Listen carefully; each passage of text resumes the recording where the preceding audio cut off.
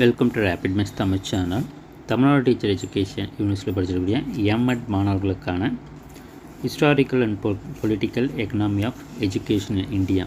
So இந்த சப்ஜெக்ட்லேருந்து எந்த யூனிட்ஸ்லாம் வந்து ஈஸியாக இருக்கும், எதெல்லாம் வந்து நம்ம எந்த யூனிட்ஸ்லாம் நம்ம ஈஸியாக படிக்கலாம்.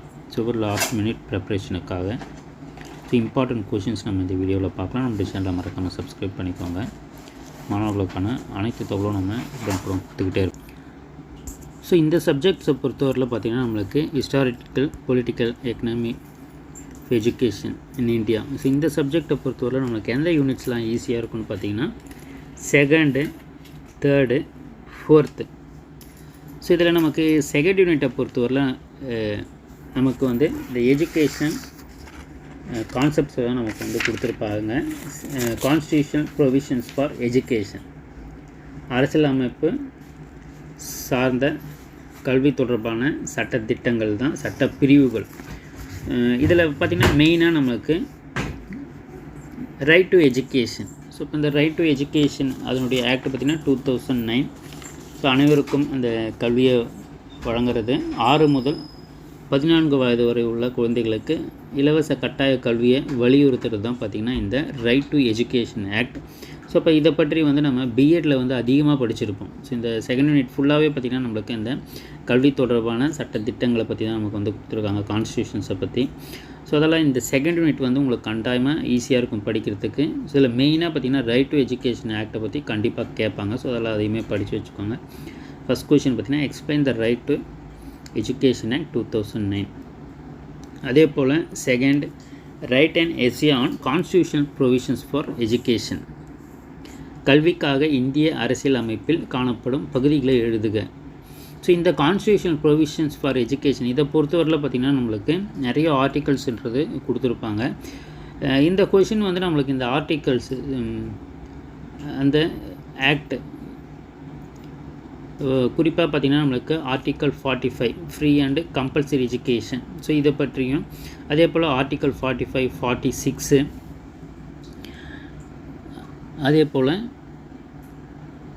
28, 29, 30. ஸோ இதை பற்றிலாம் எழுதணும். ஸோ இப்போ இதெல்லாம் பார்த்திங்கன்னா நமக்கு கல்வி தொடர்பாக, அதே போல் அந்த இட ஒதுக்கீடு பிரிவினர்களுக்காக இருந்தாலும் சரி, பிற்படுத்தப்பட்ட பிரிவினர்களுக்கு, ஸோ இந்த எஸ்சி எஸ்டி, ஸோ இந்த பிரிவினர்களுக்கெல்லாம் என்ன மாதிரியான சட்டத்திட்டங்கள் வழங்கப்படுது, ஆர்டிக்கல் 46 வந்து அதை சொல்லியிருப்பாங்க.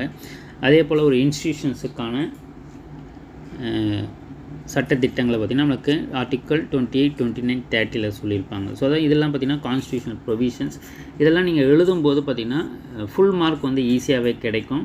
ஏன்னா நீங்கள் அந்த குறிப்பிட்ட அந்த ஆர்டிகல்ஸை நீங்கள் கொடுத்து எழுதும்போது கண்டிப்பாக உங்களுக்கு மார்க்ஸ் கிடைக்கும். அதெல்லாம் இந்த செகண்ட் யூனிட்டை படித்து வச்சுக்கோங்க. இதை நம்ம ஆல்ரெடி பிஎட்டில் படித்ததே தான்.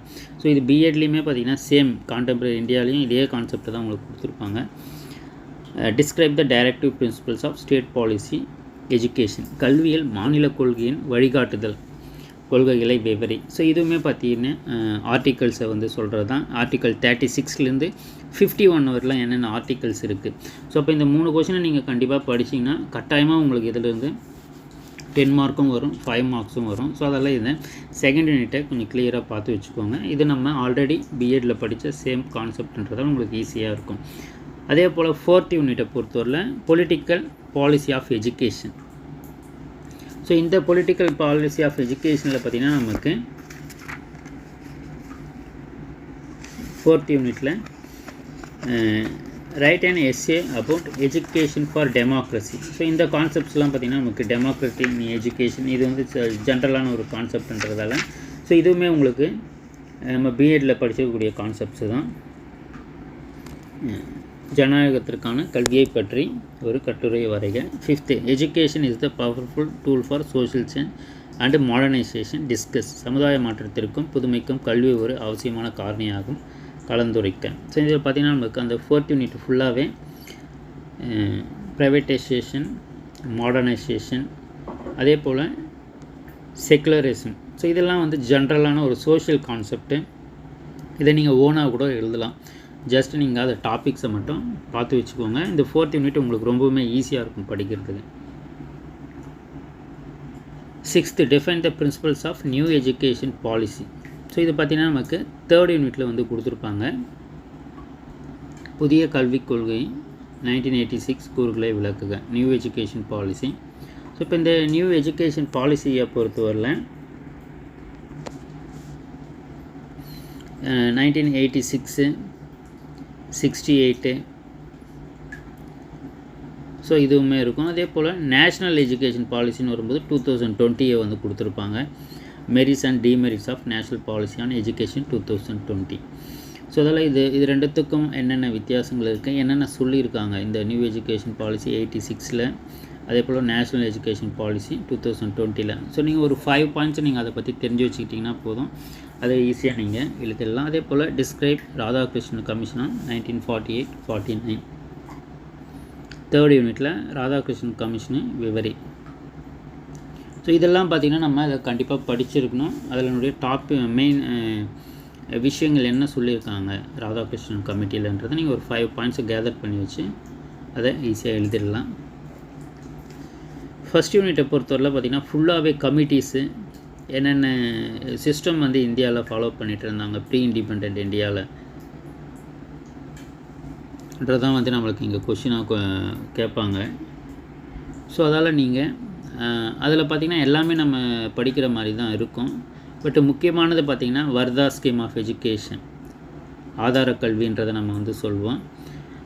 அது ஆல்ரெடி நம்ம பிஎட்டில் படிச்சிருப்போம். பேசிக் எஜுகேஷன் வர்தா ஸ்கீம் இல்லை பேசிக் எஜுகேஷன் சொல்லுவாங்க, இல்லை ஆதார கல்வின்றது சொல்லக்கூடியது, அதை படிச்சுக்கோங்க. புத்திஸ்ட் சிஸ்டம் ஆஃப் எஜுகேஷன், குருகுல சிஸ்டம் ஆஃப் எஜுகேஷன், இது எல்லாமே பிஎட்டில் படித்தது. அதே போல் மக்களில் மினிட்ஸ், மக்களவின் குறிப்புகள். ஸோ இது பார்த்திங்கன்னா நமக்கு இந்த 4 டாபிக் படிச்சிங்கன்னா கட்டாயமாக நீங்கள் ஒரு 10 மார்க்கும் எழுதிடலாம், 5 மார்க்கும் எழுதலாம். ஸோ அதெல்லாம் இதை பேஸ் பண்ணி நீங்கள் படித்து வச்சுக்கிறது நல்லது. ஸோ அதே போல் 5th யூனிட்டில் பார்த்திங்கன்னா எக்கனாமிக்ஸ் ஆஃப் எஜுகேஷன்.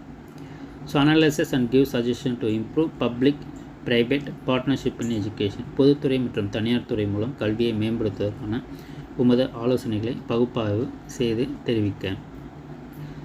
5 மார்க்ஸை பொறுத்தவரையில் இந்த கமிஷன்ஸு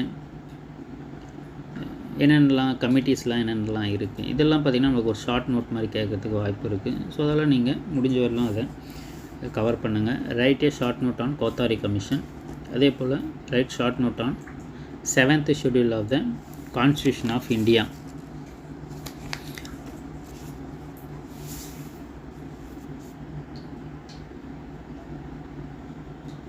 இந்திய அரசியலமைப்பின் 7வது அட்டவணையை பற்றி சிறு குறிப்பு வரைக.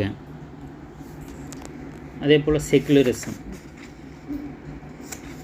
செக்குலரிசம்னா என்னன்றதை வந்து தெரிஞ்சுக்கோங்க. Education is an investment justify, கல்விக்கான செலவு ஒரு மூலதனமாகும் நிறுவுக.